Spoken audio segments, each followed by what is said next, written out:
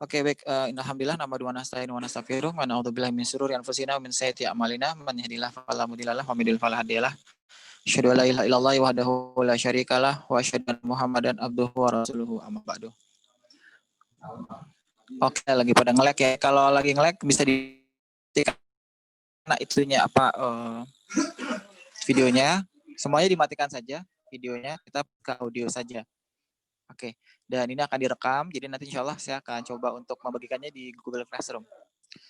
Baik, sekali lagi bagi Allah SWT memberikan semua nikmat, iman Islam nikmat pada hari ini dapat hadir di kelas virtual kita di tengah cuaca yang hujan, dan memang kalau diprediksi di Indonesia ini akan di musim Januari ini akan terjadi siklus cuaca yang cukup berbeda atau cukup signifikan, cukup besar. Sehingga kalau kita lihat bagaimana Indonesia pada hari ini banyak terjadi musibah, Sulawesi Selatan, kemudian Kalimantan, dan di tengah wabah COVID dan pandemi yang belum terus berlangsung, yang belum kunjung turun, kita berdoa kepada Allah Subhanahu Wa Taala agar bangsa ini bisa lewat dari wabah ini dan segala bentuk musibah. Dan bagi kita yang kemudian mendapat nikmat tidak mendapat musibah, nah itu telah kita syukur dengan cara berikhtiar sebaik mungkin dengan mengisinya dengan kegiatan-kegiatan yang bermanfaat, kegiatan ibadah, belajar, buta maksudnya. Kalau antum ingatkan dan kuatkan diri antum untuk belajar, ya niat kepada Allah Subhanahu wa taala. Makanya kita selalu mengawali doanya itu kita bismillah, kemudian kita berdoa Rabbi zidni ilma warzuqni fahma. Yaitu kita harus selalu melakukan atau melakukan itu untuk mendapatkan keberkahan dengan apa-apa yang kemudian kita lakukan. Anak-anak yang bercinta dalam hati Allah Subhanahu wa taala, baik hari ini kita akan melanjutkan konsep selanjutnya yaitu tentang di buku paket. Kalau yang di samping kiri kanannya ada buku paket, antum bisa buka di halaman 153. Tafadhol. Ya. Oke, kita akan belajar hari ini tentang induksi elektromagnetik. Oke, induksi elektromagnetik. Saya akan coba untuk share screen terlebih dahulu.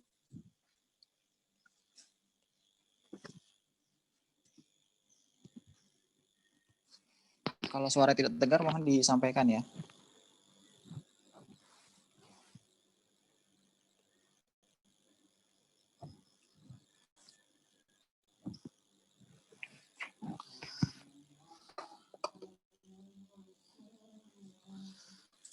Baik, kita akan belajar tentang informatik. Nanti kalau ada kendala atau jaringan tiba-tiba boleh di chat atau nanti sampaikan secara video langsung. Kontrol jangan sampai nanti saya udah ngomong kemudian ternyata terputus ya. Baik, nanti kita akan back sekitar 7.55 ya. Baik, hari ini kita akan belajar tentang konsep dari induksi elektromagnetik ya, induksi elektromagnetik ya. Di mana pada kelas berapa kan? Pada kelas saya bukan pada kelas 12 semester 1 kita udah belajar bagaimana sesungguhnya ketika kita punya yang namanya sebuah kawat lurus berarus seperti ini gitu ya. Kemudian ya, kawat lurus seperti itu, kemudian di tengahnya saya kasih ini arus listrik seperti itu. Ya. Kemudian seketika itu maka di sekelilingnya ya, atas kuasa Allah Subhanahu wa taala sekelilingnya dia akan timbul yang namanya apa? Medan magnet. Ya. Di mana besarnya medan magnet ini kalau kita kemarin review bahwa besar medan magnet itu adalah B sama dengan Moy. Saya zoom ini kali ya. Oke. Moy ya dikali I per 2 pi A. Gitu ya. Jadi Moy per 2 pi A. Itu kayak gitu. Nah, artinya kalau kita lihat bahwa ketika kemudian ditimbulkan yang namanya arus listrik I ini, maka seketika spontan juga akan timbul medan magnet di sekelilingnya. Ya, di mana besarnya medan magnet yang hadir di sini ini tergantung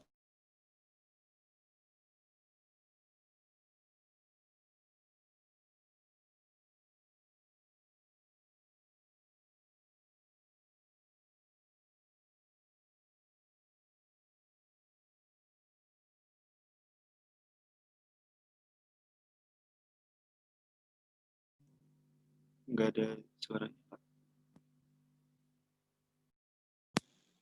Terputus ya.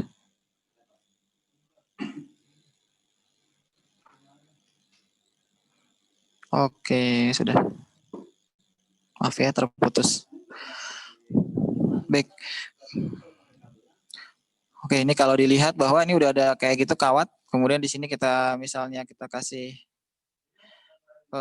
ini, kita kasih kawat di sini. Ya. Kemudian kawat ini kita kasih yang namanya arus listrik. Dia keliling melingkar begitu. Ya. Maka dia di sekelilingnya ada I, kita kasih simbol I, maka akan timbul medan magnet yang keluar atau masuk ke dalam kawat ini. Ya, dalam kawat ini. Ya, kalau ini arahnya kemana nih? Arahnya dia kalau di titik pusat kita mengacu, maka medan magnetnya akan mengarah ke dalam. Ya, kalau dalam kita pakai simbol yang namanya tanda silang atau cross. Ya, maka rumus juga beda kan? Rumusnya adalah B moi I per 2A. Itu kayak gitu. Itu kita review sejenak. Nah, hari ini kita akan belajar tentang yang namanya disebut sebagai namanya induksi elektromagnetik. Ya, apa sih induksi elektromagnetik? Kalau pada bab yang ini kita belajar bagaimana sesungguhnya ketika kita memberikan arus listrik, maka dengan secara spontan itu akan timbul yang namanya medan magnet. Jadi arus listrik menyebabkan medan magnet. Sekarang pertanyaan selanjutnya adalah apakah ketika kita memberikan yang namanya medan magnet, kita punya medan, apakah kita dapat menghasilkan namanya arus induksi? Saya ulangi, apa ketika adanya medan magnet akan timbul yang namanya arus induksi. Ini yang menjadi bahan pertanyaan. Nah, itu yang di pertanyaan pada para ilmuwan kita. Itu kayak gitu. Nah, ternyata ketika kita kemudian melakukan penelitian, maka sebenarnya hal itu dapat terjadi. Jadi kalau kita kasih medan magnet, kemudian itu ada arus listrik. Jadi kalau misalnya ada medan magnet, pasti juga akan timbul namanya arus induksi. Arus listrik atau yang disebut sebagai namanya arus induksi. Bagaimana bentuk arus induksi itu dan sifatnya? Apakah langsung spontan seperti ada arus listrik misalnya? Terus timbul medan magnet sekelilingnya kayak gitu? Nah, ini kita harus paham nih, kayak gitu-gitu. Nah, hari ini yang kita akan belajar tentang bagaimana sesungguhnya medan magnet ini penghasilan namanya arus listrik atau disebut sebagai namanya arus induksi. Kenapa disebut sebagai arus induksi? Karena arus ini timbul akibat induksi dari medan magnet. Hasil dari induksi medan magnet. Jadi gitu ya. Beda kalau yang awal, ini arus ini timbul karena sendirinya, karena ada sumber tegangan atau batu baterai. Itu kayak gitu. Oke, untuk hal itu saya akan menggunakan aplikasi tambahan. Untuk meneranginya, saya akan coba gunakan Chrome-nya mana ya. Oke, kamu bisa coba sendiri. Nanti saya akan berikan ininya. Saya ke sini dulu. Sebentar, namanya adalah oke, agak lama ya. Initnya pagi-pagi.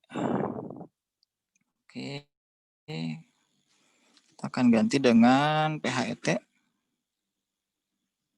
Kamu bisa cari, ini banyak aplikasi yang bagus. Mana ini? Oke, ini PHET. PHET. Oke. Oke, kita enter dulu. Search. Kita pakai bahasa Indonesia. Antum bisa pilih pakai bahasa Indonesia. Ini kayak simulator gitu, tempat kita melakukan praktikum-praktikum fisika. Ya, antum juga mau belajar, nanti juga ada praktek yang nanti bisa kita gunakan sebagai bahan ujian. Ya. Ini lagi lama menunggu jaringan. Ini subjeknya juga bisa kita ganti nih, Nak. Antum bisa milih subjek-subjeknya. Tapi saya subjeknya pilih yang listrik magnet biar gampang karena banyak simulatornya.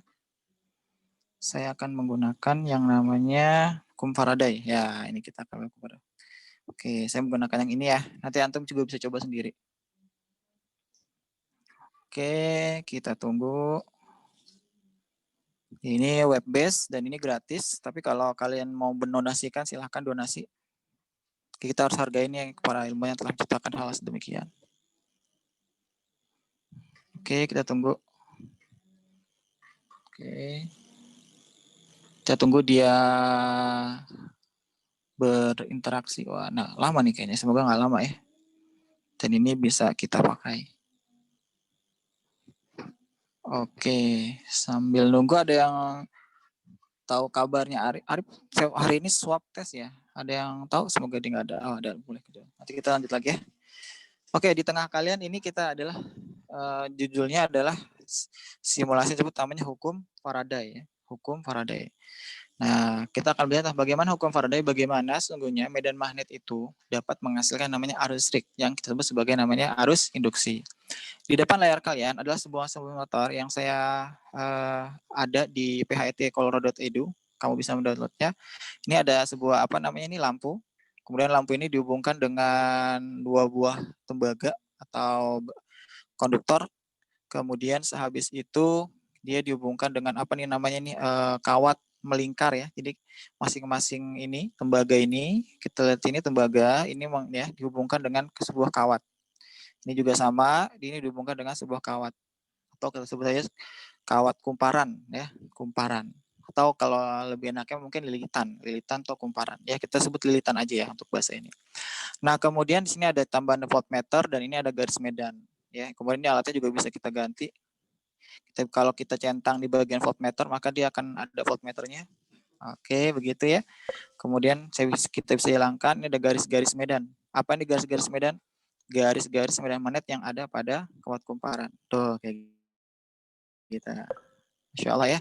Ya, jadi dimana kalau kita cermati baik-baik bahwa di garis-garis medan ini kita lihat bahwa medan magnet itu keluar dari kutub utara, dalam bahasa Inggrisnya disingkat dengan north atau akronimnya adalah N, keluar dari north ke south, north to south tuh kayak gitu ya.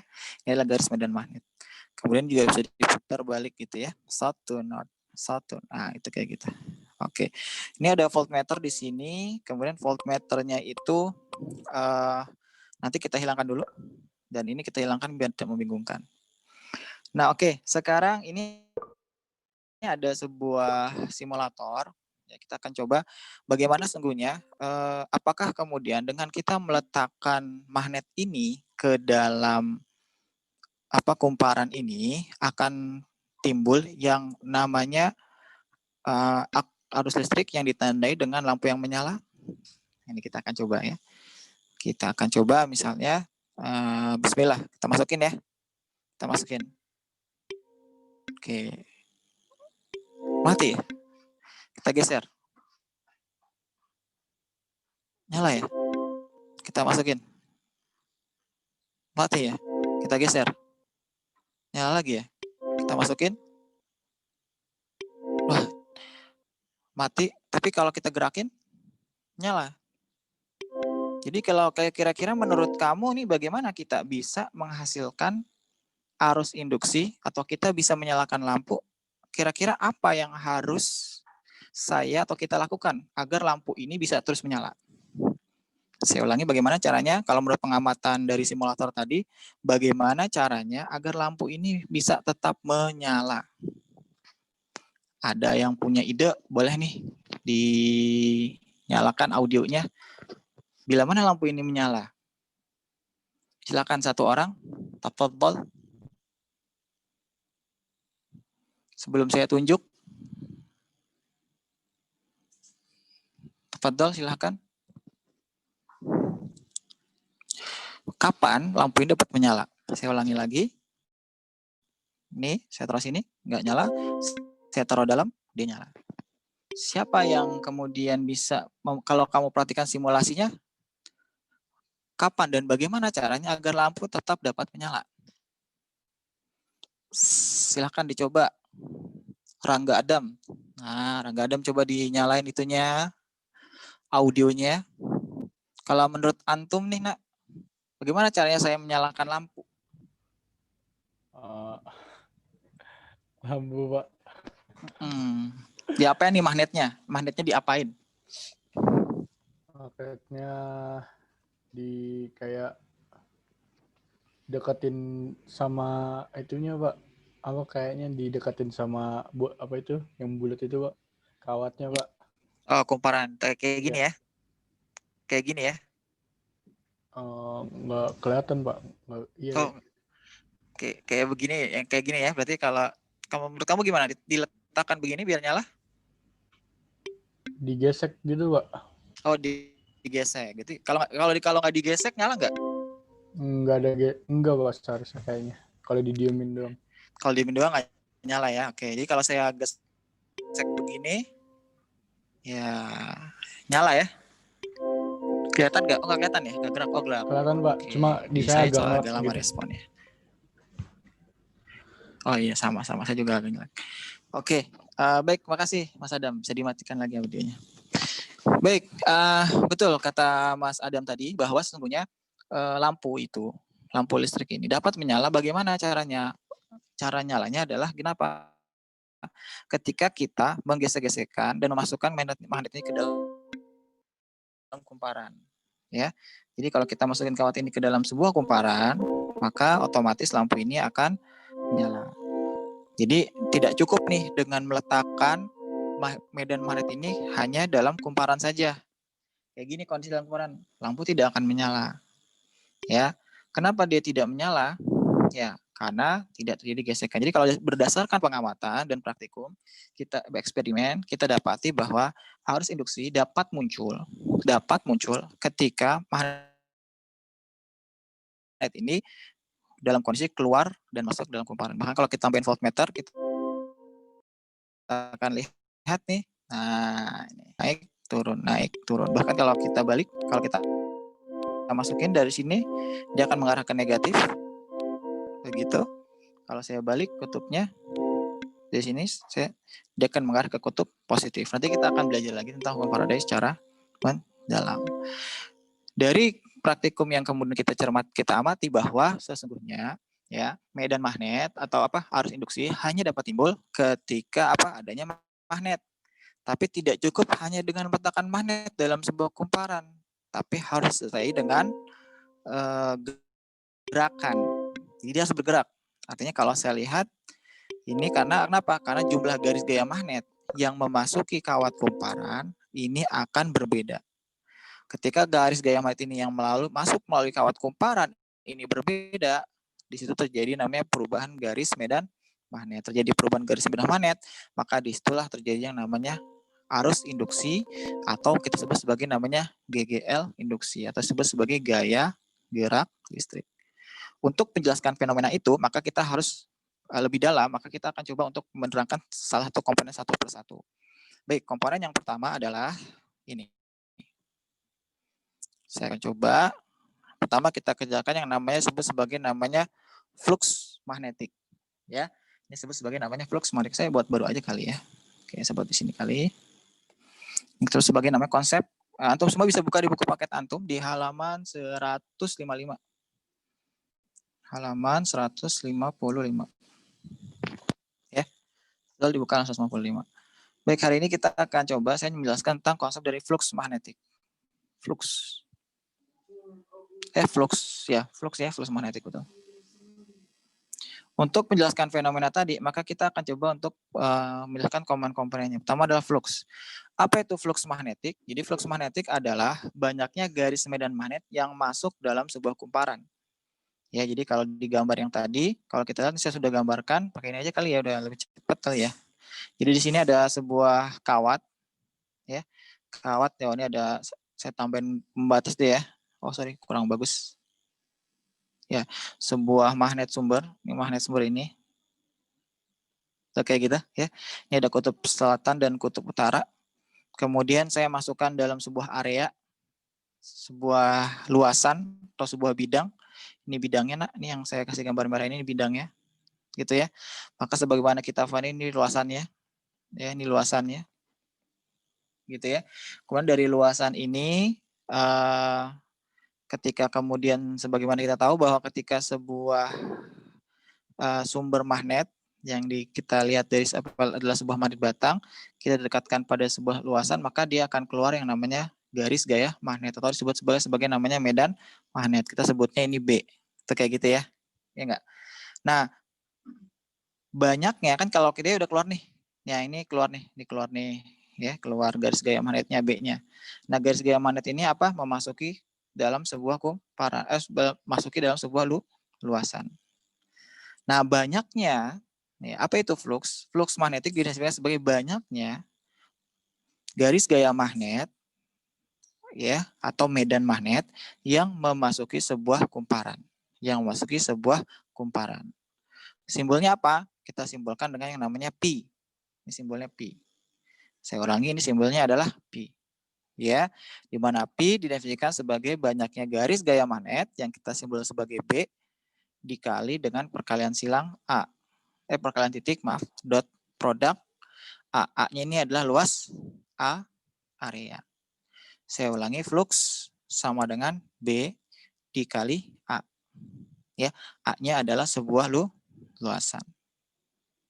Oke, sampai situ. Jadi kalau kita mencari berapakah besarnya flux magnetik, ya, maka tinggal kita cari aja berapakah besar medan magnet dan luasan. Tapi karena dia melakukan perkalian silang, perkalian titik atau disebut sebagai dot produk, maka kalau kita gunakan dalam bentuk notasi mutlak, ya, ini kan notasi vektor ya, kita gunakan dalam notasi skalar, maka yang dot ini akan kita ubah menjadi cos. Saya ulangi, yang dot akan berubah menjadi cos. Maka rumusnya yang saya kasih kuning ini, ya, flux sama dengan B dikali A cos theta. Jadi misalnya saya punya magnet, misalnya B, ya, B ini adalah medan magnetnya, kemudian A ini adalah luasannya, cos theta adalah sudut antara garis B dan A.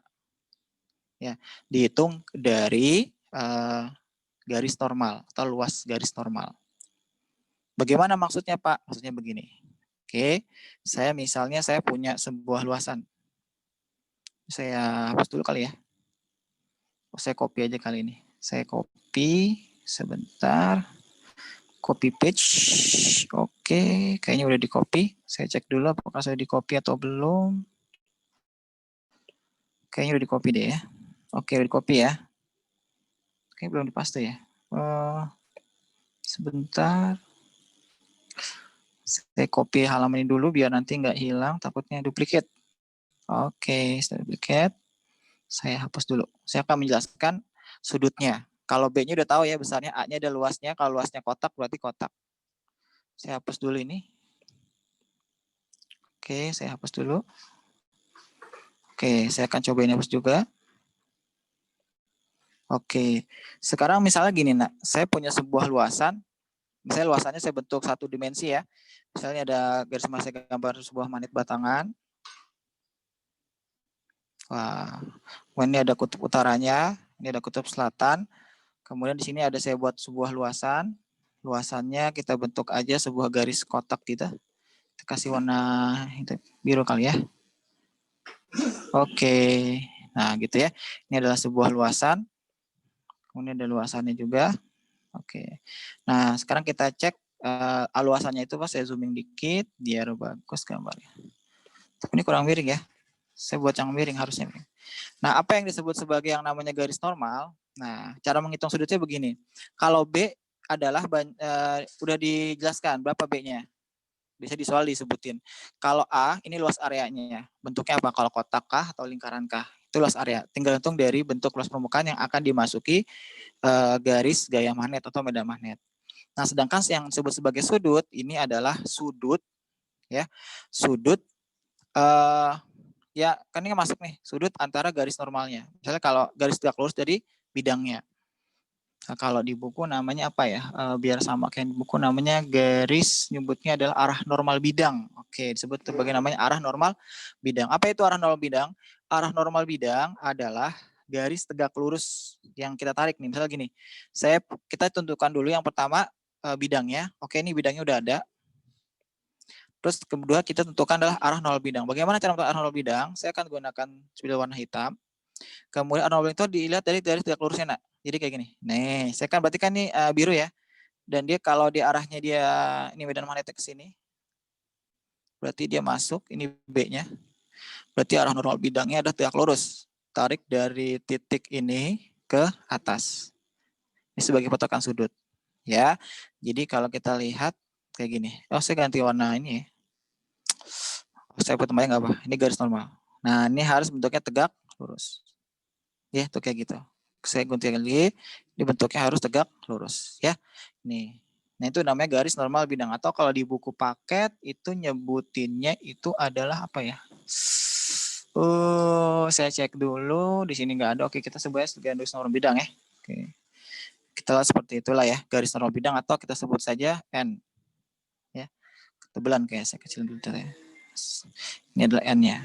Nah, setelah N ini Ini adalah garis 0. Nanti baru kita hitung sudutnya.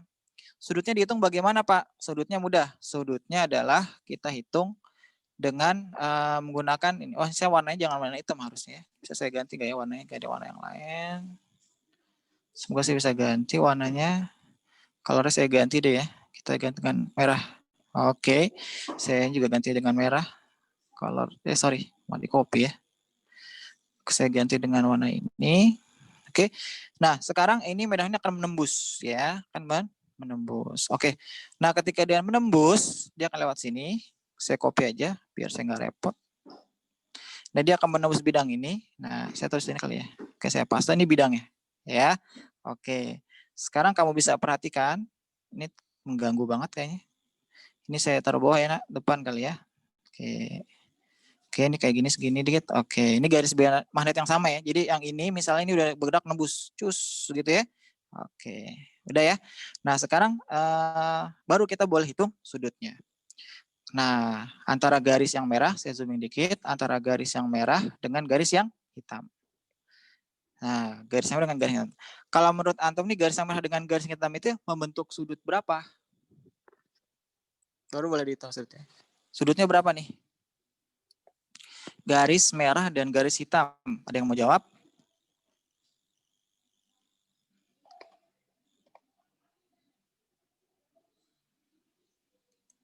Oke, halo. Halo, saya dapat hadiah dari Gov nih, 40 menitnya hilang kayaknya. Jadi kayaknya kita bisa lanjut nih, alhamdulillah. Halo? Halo pemirsa.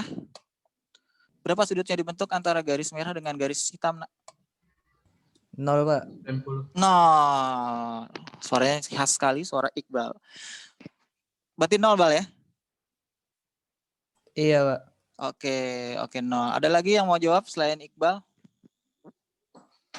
Dandi, mungkin? Suaranya Dandi. Berapa sudut? Apakah kamu setuju dengan pernyataan Iqbal?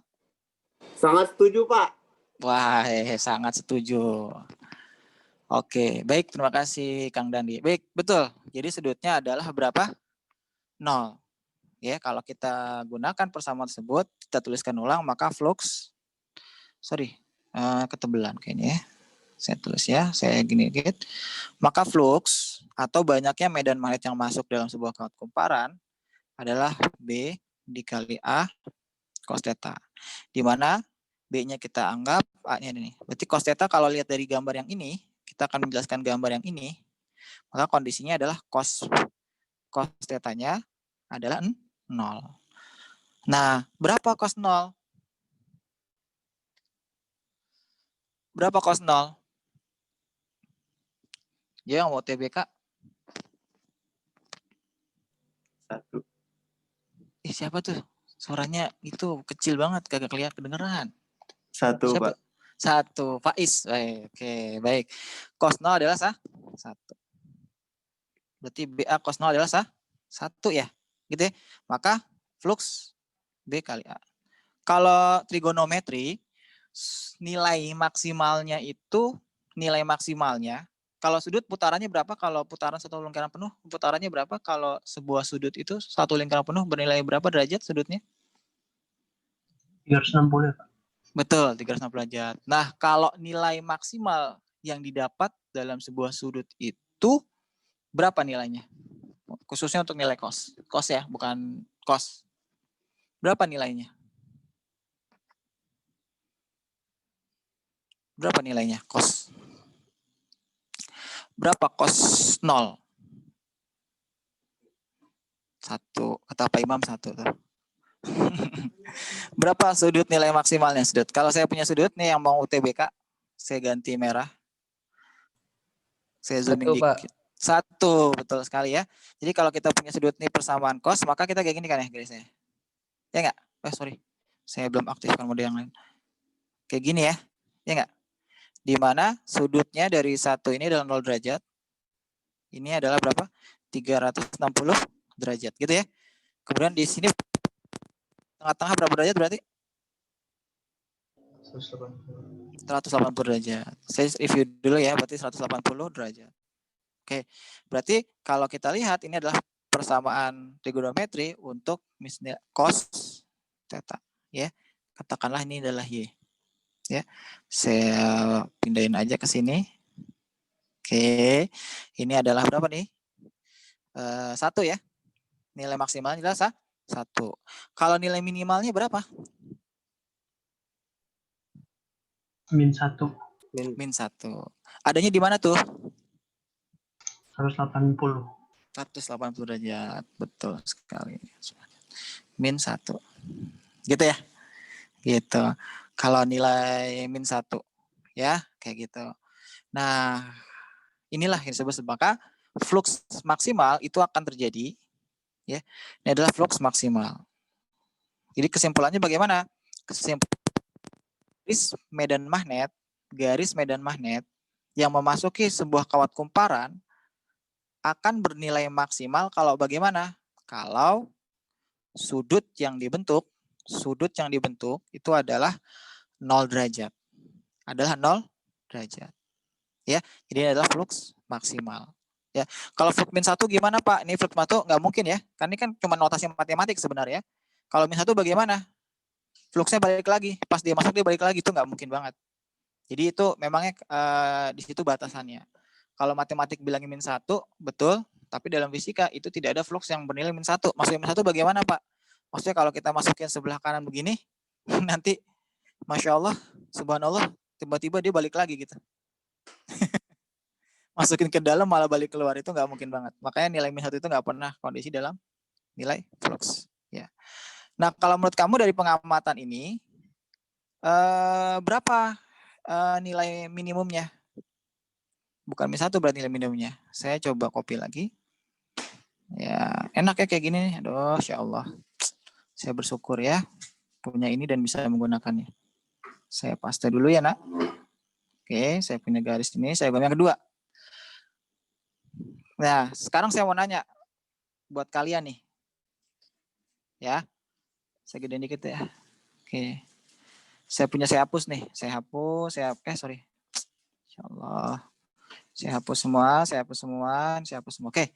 Kira-kira fluxnya akan bernilai nol kalau saya apakan pada luasan ini. Kalau saya sudutnya saya putar berapa derajat? Saya mau nilai fluxnya 0. 90 Pak. Berapa? 90.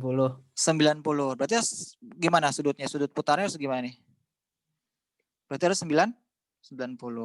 Oke. Ada yang berbeda pendapat? Majid, Masya Allah, Barakallahu Fik. Majid, gimana Majid? Setuju dengan pendapat Iqbal? Halo Majid. Waduh, ini audionya nggak kedengeran nih. Iya Pak. Halo, hadir. Iya, hadir. Tadi setuju dengan pendapat Mas Iqbal tadi? Wah, sangat setuju Pak mendapat itu Pak. Sangat setuju. Apa pendapat Mas Iqbal tadi? Aduh, pokoknya saya percaya Pak sama Iqbal Pak. Antum gimana sih? Apa saya tebal ya? Mahrus. Setuju dengan pendapat Mas Iqbal tadi? Setuju Pak. Setuju. Apa pendapat Mas Iqbal tadi? Kalau fluxnya mau 0, sudutnya harus 90 Pak. Betul, sudutnya harus 90. Artinya begini, artinya kalau saya punya sebuah sudut, ya, oke, nah saya resize, saya putar. Berarti kalau 90 putarnya begini ya. Harusnya ada ininya ya, ada apa? Normalnya ya. Saya gampang garis normal dulu ya, Nak. Biar nanti gampang, saya nggak bisa muter-muter lagi bikin. Saya kasih using the black one. Saya gampang sudut normalnya dulu. Oke, saya ke sini. Jadi nanti saya pakai ketika saya putar, ini akan gampang. Oke, become one package. Tadi kata Iqbal adalah 90 derajat. Bagaimana simulasinya? Ini saya gambar kayak gini. Bismillah. Oke, saya sedikit resize. Kemudian saya putar. Cah, gini ya. Begini maksudnya Mas Iqbal? Putarannya atau begini? Begini? Begono atau begitu? Gimana Mas Iqbal? Yang dimaksud dengan Mas Iqbal tadi? Yang ngadap ke atas deh Pak. Yang ngadap ke atas, oke. Berarti begini ya Mas Iqbal ya? Iya. Oke. Berarti gini ya gambarnya ya? Begini Mas Iqbal? Iya. Oke. Ya, oke. Saya kita bagi ya Mas Iqbal.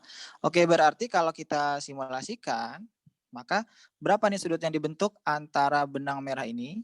Saya copy. Oke. Oh, hilang ya itunya ya. Oke, oke. Kita tambahin aja nih. Tambahin ini ya. Oke, berapa sudut? Saya mau minta Michael, ketua kelas kita. Berapa sudut yang dibentuk? Ini Michael. Sudut yang dibentuk antara garis merah dengan garis hitam berapa derajat, Michael? Halo, Michael. Berapa derajat garis yang dibentuk antara garis hitam ini dengan garis merah ini? Apakah Michael ada gangguan? Ada gangguan kayaknya, Michael? Oke, saya coba Kemal. Tafadhol Kemal. Berapa sudut yang dibentuk ini, Kemal? Halo? Halo, Assalamualaikum. Gimana Kemal? Berapa sudut yang dibentuk Kemal? Oh, Michael udah bisa tuh. Kemal dulu deh Kemal. Betul Kemal. Berapa derajat yang dibentuk? Sudutnya. Berapa derajat Soleha? Soleh. Lama sih jawabnya. Berapa sudut yang dibentuk Mas Kemal? Oke, Mas Michael, Tafadhol. Mas Michael berapa? Suaranya nggak keluar ya Mas Michael. Oke, Mas Kemal berapa derajat Mas Kemal?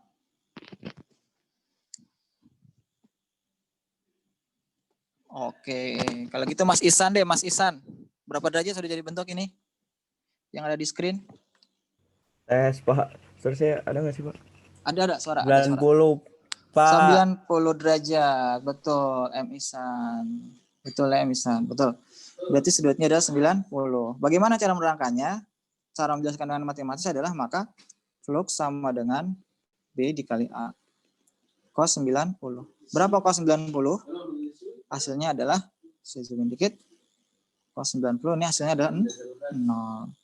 Maka dikalikan ya B kali A ya semua hasilnya pasti 0, maka fluxnya. Artinya flux 0 itu apa? Artinya kalau antum cermati bahwa berarti artinya apa? Artinya kalau kondisi 90 seperti ini tidak ada garis atau medan magnet yang memasuki luasan tersebut. Ya, yang tidak bisa masuki luasan tersebut. Nah, kayak gini ya. Kayak gitu ya. Nih, kayak gini kan? Ya, ini lewat kan? Jadi kalau dia masuk, gitu lewat aja deh. Ya, itu lewat semua. Ini lewat, masuk gini. Masuknya lewat gitu. Saya ulangi lagi. Jadi ini masuk, nah los aja tuh. Nggak ada yang keluar dari bidang. Tuh kayak gitu. Ini yang dimaksud namanya konsep sebut sebagai namanya flux magnetik. Sampai di situ ada pertanyaan?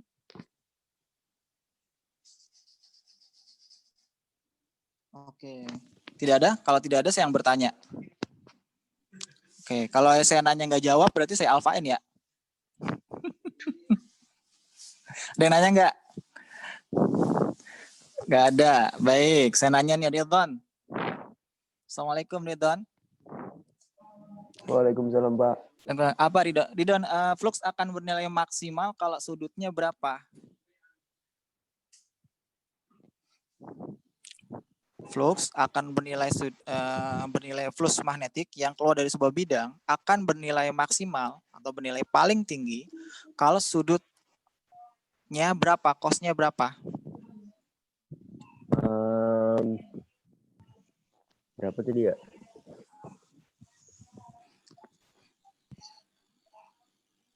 Ini bukan Skip. Pak. Berapa? 90 apa 0 tadi? Pilih 90 atau 0 sudutnya. 0, Pak. Kenapa? 0. 0. Oke, kita keep dulu. Kita coba yang lain. Yang lain. Atau ada yang mau jawab? Pak Ezat, saya belum dengar suara Ezat. Berapa ya? Berapa? Sudut akan bernilai maksimal, flux magnetik yang keluar dalam sebuah bidang akan memperoleh nilai yang paling tinggi atau nilai yang paling besar ketika sudutnya berapa? Tadi kalau bukan 90, 0, Pak. Iya, pilih 90 atau 0. 90, Pak. 90. Oke, satu lagi. Saya 0, Pak. Berapa ya? Tunggu, Pak. 0 deh, Pak, 0. Oke, 0 ya, 0. Oke. Oke. Mas Faiz. Gimana Mas Faiz Abdurrahim? Kenapa, Pak? Sudutnya, flux akan bernilai maksimal kalau sudutnya yang dibentuk bernilai berapa? 0, Pak. Bernilai 0. Kalau maksimal, itu kalau maksimal ya. Kalau minimal paling sedikit 90. 90. Jadi betul yang dikatakan oleh Mas Faiz bahwa ya flux akan keluar. Ininya flux tuh banyak garis magnet yang keluar dalam sebuah bidang. Kalau sebuah bidangnya banyak kayak gini, maka dia akan memperoleh nilai yang maksimal. Artinya cos-nya berapa? Cos-nya harus 0 tuh ya. Insyaallah cos-nya 0 ya. Kemudian kalau dia akan, kan intinya adalah banyak magnet, bidang magnet yang keluar dalam sebuah bidang. Kalau ini kenapa Pak hasilnya kok dia 0? Karena tidak ada garis, walaupun garis magnet melewati, tapi tidak ada yang memasuki area bidang. Saya ulangi, tidak ada yang memasuki area bidang. Sehingga ini yang menyebabkan, kan kalau flux itu definisinya banyak garis magnet yang memasuki dalam sebuah luasan. Luasannya ini adalah kotak. Dan kotaknya 90. Kalau kita hitung dari garis normal bidang. Maka kalau kita lihat, nah udah tinggal loss aja nih. Ya, itu kayak gitu. Ini yang disebut sebagai namanya flux magnetik. Oke, itu dulu. Baik. Oke, itu dari konsep dari flux magnetik. Sebentar. Saya zoom dikit. 15 menit lagi saya minta. Setelah itu kita break, tanggung karena dapat bonusan dari Zoom. Insya Allah, saya juga nggak ngerti ada notifikasinya. Saya mendapatkan 40 menitnya hilang. Oke, selanjutnya adalah mana nih? Oke, saya geser dulu. Mau ini. Oke. Selanjutnya kita akan coba cermati lagi ke. Baik, tadi kita udah belajar tentang flux magnetik ya, Nak. Jadi ya inilah yang digambarkan dengan fluxnya. Nah, flux ini yang masuk nih. Nih kan kalau saya yang garis putih ini masuk dalam sebuah kumparan. Nah, kita lihat deh. Saya hilangkan dulu. Nah, jadi garis gamma yang putih ini akan mengalami perubahan. Perubahan apa? Perubahan yang memasuki dalam sebuah Kemudian kalau saya tambah, misalnya saya kasih tambah kumparan 1. Ini ada kumparan yang di atas di sini adalah 2 lilitan. Yang di sini adalah 4 lilitan. Ya. Nah, maka kalau menurut kamu nih ya, fluxnya kan berarti kan beda-beda masuk kumparan nih. Kira-kira flux atau kumparan mana yang akan menghasilkan lampu yang menyala lebih terang? Apalah kumparan yang ada di atas dengan kondisi 2 lilitan atau kumparan yang berada di bawah 4 lilitan? Kalau menurut kamu nih, sebelum kita lakukan simulasi, kira-kira lampu mana yang menyala paling terang ketika saya menggerakkan magnet batang ini, magnet batang kepada kumparan yang pertama, yang paling atas, atau magnet kumparan yang paling bawah? Kira-kira mana nih? Saya minta pendapat dulu. Yang belum? Siapa nih yang belum nih? Bukan, Pak. Yang bawah. Yang bawah. Kenapa tuh yang bawah kalau menurut kamu?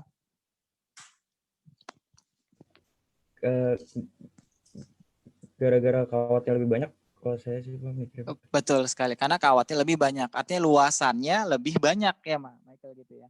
Yang masuk ke sebuah bidang. Kita coba aja ya. Coba bismillah. Ya. Sekarang kita cermati. Mungkin saya hilangkan dulu voltmeter agar kita bisa lebih fokus ke lampu. Saya akan masukkan ke kawat yang paling bawah. Nyalanya segitu ya. Oke, itu nyala segitu. Kelihatan nyala nggak sih di layar kalian? Takutnya saya nggak nge-lag. Oke, segitu nyalanya. Oke, nanti kamu bisa coba sendiri ya di rumah ya. Oke, itu nyala segitu ya. Kalau pakai yang bawah, saya akan coba geser ke atas. Oke, saya akan geser dan akan masukkan ke alat ini.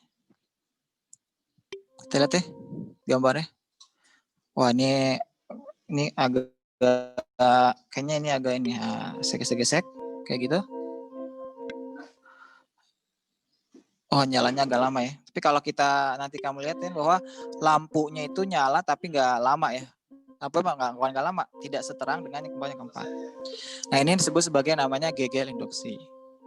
Maka dari situ kita akan definisikan hukum Faraday. Bagaimana hukum Faraday? Mana nih? Sini ya. Oke, saya coba hapus dulu deh. Sebentar. Sorry. Aduh, kenapa ini? Apakah hanya saya habis, pulpen saya habis? Sebentar ya. Oke, takutnya apa dengan pulpen saya? Tarina. Oke, pulpen saya lelah juga nih.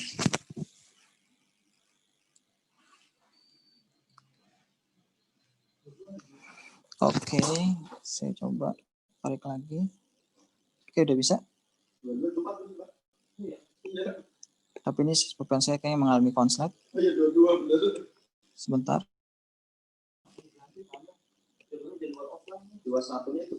Oke, saya coba buang dulu. Mungkin ininya aplikasinya harus reset dulu. Oke, sebentar ya, Nak. Oke, bisa, alhamdulillah. Aduh, ya kalau online gini ya.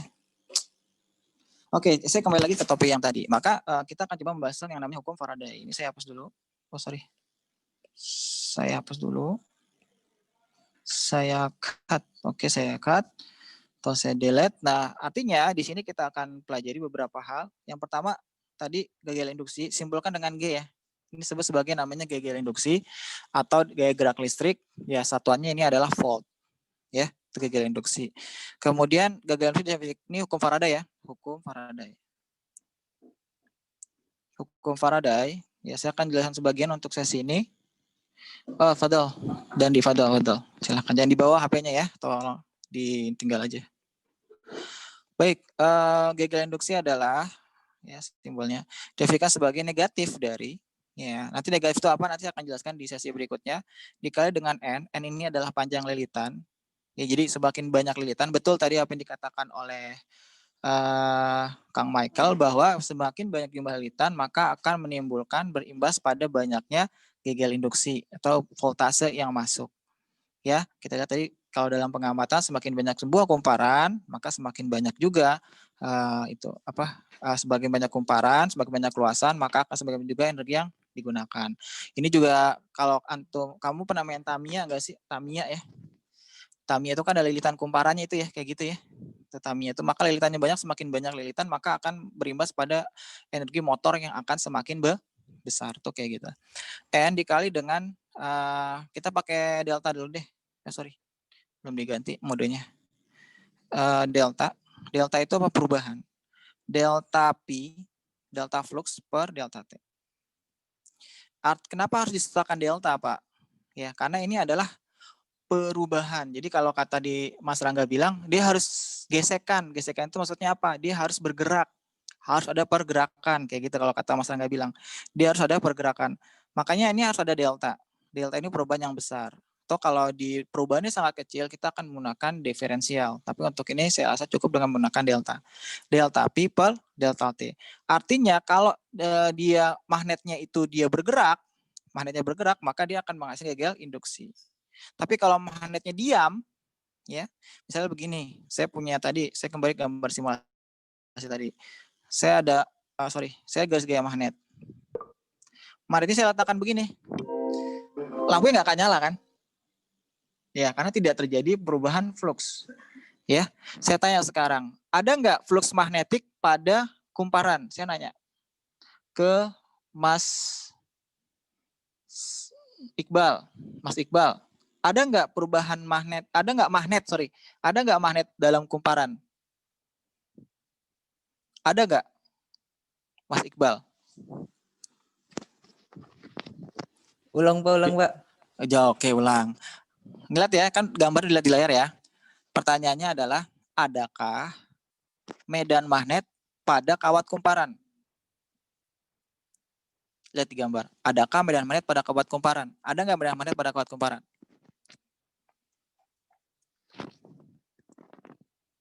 Jawabnya ada atau tidak. Ada nggak medan magnet pada kawat kumparan? Ayo Bal. Pada kawatnya, Pak. Iya, pada kawatnya. Di sekitar kawat. Ada nggak? Kan magnetnya saya letakkan di dalam.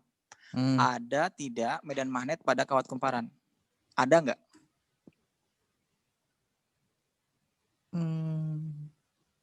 Ayo, jawab. Ada atau tidak? 1. Ada nggak, Pak? Ada, Pak. Ada, oke. Saya coba. Ada, Pak. Ada, oke. Mas Faiz, ada nggak medan magnet pada kawat kumparan? Ada kayaknya, Pak. Ada. Mas Rangga, ada nggak medan magnet pada kawat kumparan?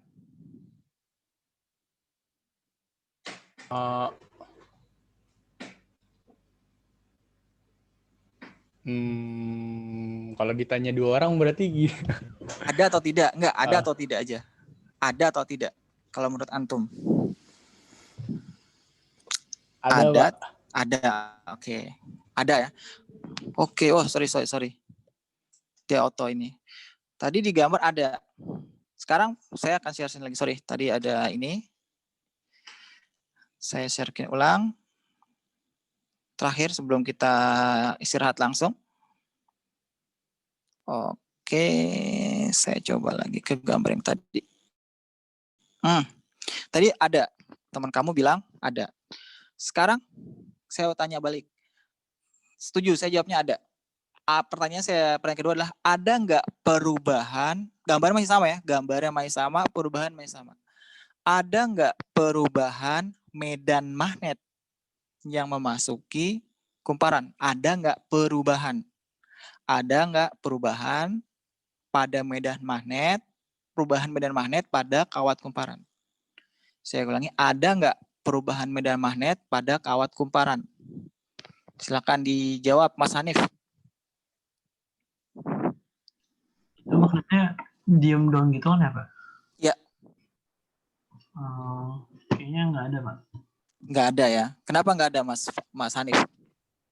Karena magnetnya diem. Karena diam, betul. Karena diam. Kayak gitu ya. Mas Kemal. Pertanyaannya masih sama dengan Mas Hanif. Ada nggak perubahan medan magnet pada kawat kumparan? Ada nggak perubahannya? Ya, perubahannya ada atau tidak? Enggak. Kenapa, Tidak ya? Iya. Tidak, oke. Baik, terima kasih. Jawabannya yang pertama adalah, ada nggak medan magnet pada kawat kumparan? Ada. Itu pertanyaan pertama, ada. Ada medan magnetnya. Ya, walaupun dia ada di depan, kan ada deh, kan ada nih, kan magnetnya di dalam ya, magnetnya berarti ada di kawat kumparan.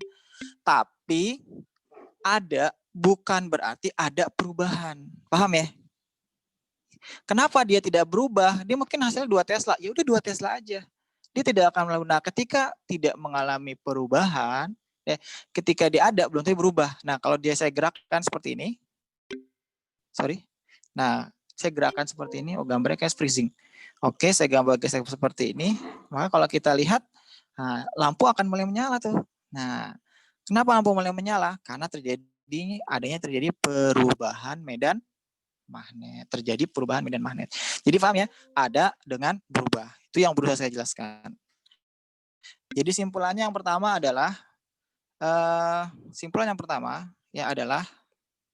yang pertama bahwa arus listrik itu, bahwa ya medan magnet, saya tulis di mana ya? Oke, sini aja kali ya. Bahwa yang pertama simpulan pertama adalah medan magnet itu dapat menghasilkan arus dan dapat menghasilkan juga yang namanya GGL induksi. Kenapa disebut sebagai namanya nggak tegangan aja, Pak? Ya sama, kalau tegangan itu hasil dari baterai langsung, tapi kalau GGL induksi hasil dari perilaku peristiwa alam lain kayak gitu. Ya, itu GGL induksi. Kalau yang ambil fisika itu simbolnya electromotive force. Jadi simpulan itu yang pertama. Yang kedua adalah perubahan ya, arus induksi atau GGL itu tidak terjadi secara spontan ya. Jadi nggak selalu ada magnet, tidak terjadi spontan. Maksudnya terjadi spontan itu bagaimana? Ada magnet, langsung keluar endorse enggak gitu. Beda ya dengan bagaimana sesungguhnya tadi saya di awal, bagaimana ketika ada kawat saya kasih arus, maka di sekelilingnya langsung ada yang namanya medan magnet. Tidak mengalami perubahan arus, ini arusnya nggak berubah ya, di sini arusnya nggak berubah gitu ya.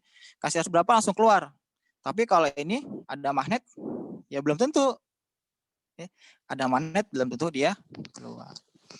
Oke, baik itu aja untuk hari ini. Alhamdulillah dapat berjalan dengan lancar. Sebelum saya tutup, ada pertanyaan? Sudah oke semuanya? Oke, berarti ini saya off dulu. Gatel ya. Maaf. Oke, ada pertanyaan sampai di situ, Nak? Oke, clear semuanya? Oke, baik. Kalau sudah tidak ada, saya remove spotlight dulu. Oke. Kita absen terlebih dahulu, semuanya ada 16. Ya, baik. Kalau sudah, berarti sudah akhiri. Nanti akan saya berikan kuis singkat terkait konten ini. Tiga soal saja. Silakan antum bisa langsung kerjakan ya. Peraturannya tetap sama. Kerjakan sampai kamu mendapat nilai di atas 70, 75 ya untuk ini. Baik, sebelum saya tutup, mohon bisa dinyalakan videonya masing-masing untuk absen. Tafadhol.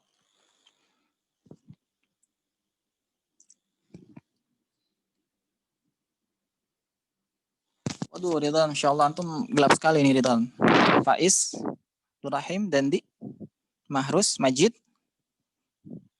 Tafadhol dibuka.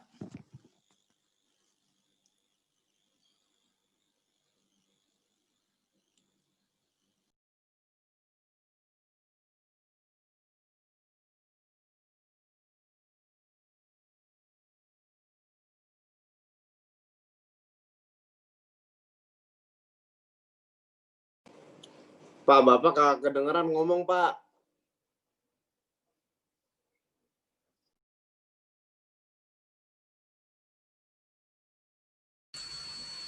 Baik, kita akan foto terlebih dahulu.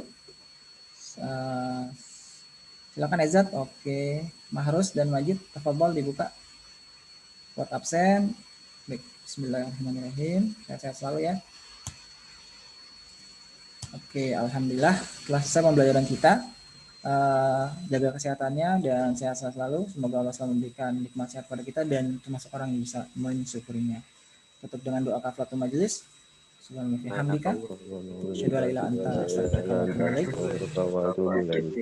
Tetap jaga kesehatan, ingat pesan mama ya. Ya. Assalamualaikum warahmatullahi wabarakatuh. Waalaikumsalam warahmatullahi wabarakatuh. Terima kasih, Pak.